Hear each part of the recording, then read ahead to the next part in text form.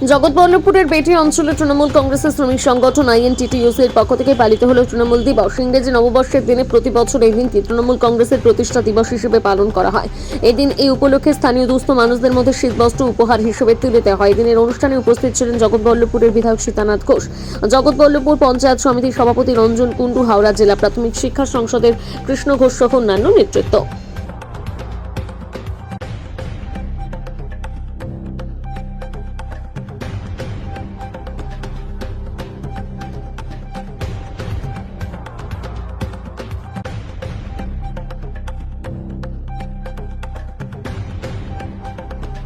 অমিত শাহ কলকাতায় সভা থেকে বলেছে 26-এ তারা ক্ষমতা আসছে এবং কলকাতায় 20টার বেশি সিট পাবে।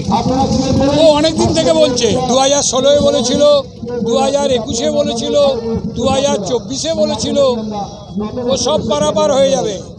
বাংলার মাটি মমতা বন্দ্যোপাধ্যায়ের মাটি, বাংলার মাটি তৃণমূল কংগ্রেসের মাটি। এখানে ও অমিত শাহ আসুক আর প্রধানমন্ত্রী নরেন্দ্র দামোদর দাস মোদী আসুক, এখানে মমতা বন্দ্যোপাধ্যায় শেষ কথা বলবে। তার কারণ মমতা বন্দ্যোপাধ্যায় পশ্চিমবাংলার মানুষের হৃদয়ে গেঁথে গেছে একটাই নাম, মমতা মমতা মমতা। প্রতিষ্ঠা দিবসে জগৎবল্লভপুরের মানুষকে কি বলবেন? জগৎবল্লভপুরের মানুষের কাছে আমরা উন্নয়নের পাঁচালী নিয়ে প্রতিটি বুথে বুথে গেছি। আজকেও দেখেছেন আপনারা, সাংবাদিকরা ছিলেন। 304, 305 উন্নয়নের পাঁচালী আমি পড়েছি। সেখানে সঙ্গে সঙ্গে আমার সঙ্গে মানুষও গলা মিলিয়েছেন। এইভাবে জগৎবল্লভপুরের 319টা বুথে এই উন্নয়নের পাঁচালী নেব। আর উন্নয়নকে সামনে রেখেই আমরা ভোট চাইব।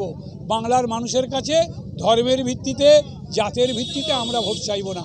আমরা চাই উন্নয়নকে সামনে রেখে বাংলার মানুষ আমাদের ভোট দেবে।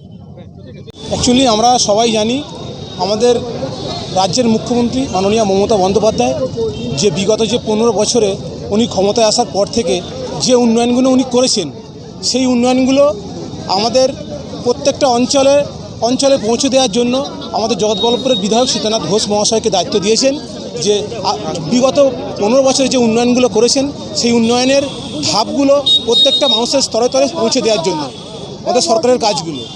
তাই তারই উদ্দেশ্যে আমাদের বিধায়ক সাহেব আজকে পাঁচালী পরে শোনালেন উন্নয়নের, এবং দিদির পাঁচালী যেটা আমরা দিদির যে কাজগুলো সেগুলো উনি শোনালেন।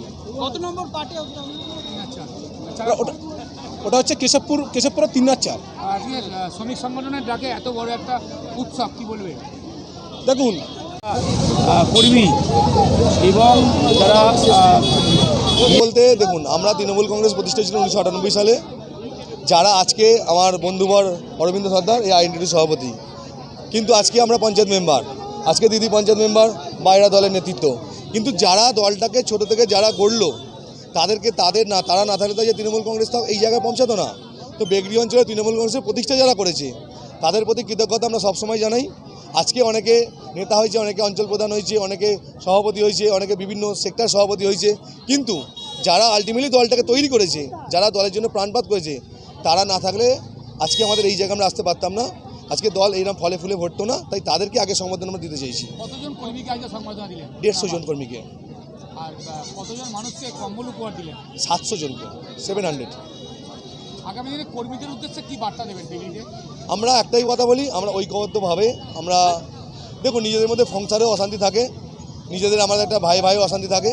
তো এত বড় একটা দল, এখানে পারিপার্শ্বিক ছোটোখাটো অশান্তি থাকতেই পারে, কিন্তু আমরা যখন লড়াইয়ের ময়দানে যখন নামি, তখন আমরা সর্বদা এক হয়ে ঐক্যবদ্ধভাবে আমরা লড়াই করব।